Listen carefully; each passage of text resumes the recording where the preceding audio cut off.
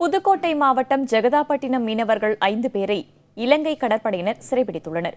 இதுகுறித்த தகவல்களை தொலைபேசி வாயிலாக இணைந்திருக்கும் நமது செய்தியாளர் குமரேசனிடம் கேட்கலாம். குமரேசன், மீனவர்களை இலங்கை கடற்படை எப்போது எங்கு சிறைபிடிச்சாங்க?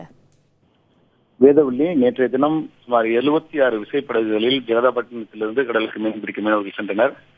இந்நிலையில் நெடுந்தீவிலிருந்து சுமார் 16 நாட்டிகள் தொலைவில் கோபுரத்தீவு என்ற இடத்தில் அவர்கள் மீன்பிடித்துக் கொண்டிருந்த பொழுது செல்லச்செட்டி என்பவருக்கு சொந்தமான TN 0846 என்ற எண் கொண்ட விசைப்படகில் 5 மீனவர்கள் சென்றிருக்கிறார்கள். அவர்கள் கோபுரத்தீவு என்ற இடத்தில் மீன்பிடித்துக் கொண்டிருக்கும் போது அங்கு வந்த இலங்கை கடற்படை அவர்களை கைது செய்து அங்கிருந்து காங்கேசன் துறைமுகத்துக்கு கொண்டு சென்றுள்ளனர்.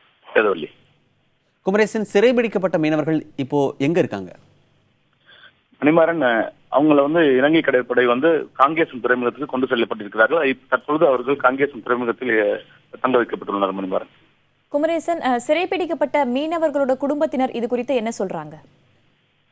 வேதவள்ளி, அவர்கள் தொடர்ந்து கடலுக்கு செல்லும் பொழுது திரும்பி வருவோமா என்ற மனநிலையோடவே அந்த மீனவர்கள் குடும்பங்கள் எல்லாருமே இருக்கின்றார்கள்.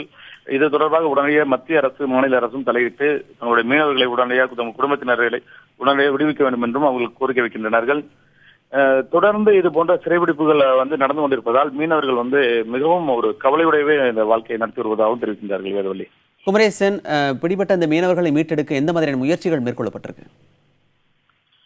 தற்பொழுதுதான் அந்த மீனவர்கள் பிடிபட்ட செய்தி சம்பந்தப்பட்ட மீன்வளத்துறை அதிகாரிகள் எல்லாருக்கும் வந்திருக்கிறது. இன்னும் சிறிது நேரத்தில் அதற்கான நடவடிக்கைகளை எடுப்பார்கள்.